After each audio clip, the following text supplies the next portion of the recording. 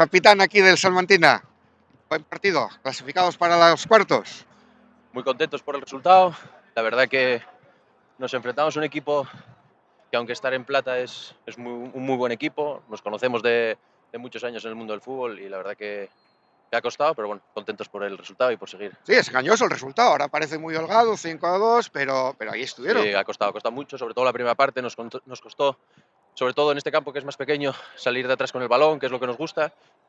Pero bueno, el resultado por fin es el que nosotros queríamos. Seguimos avanzando en otra ronda y que venga el siguiente.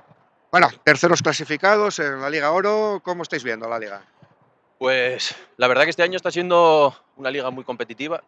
Quizás hay más equipos involucrados en la cabeza que quizás el año pasado.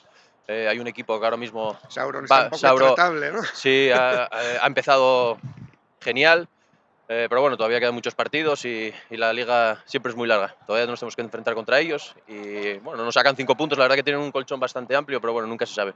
Bueno, aquí todavía falta mucha temporada, pero bueno, de momento parecen intratables. Sí, la verdad que están haciendo una temporada sensacional. Así que bueno, ¿Y vosotros contentos con las sí, expectativas?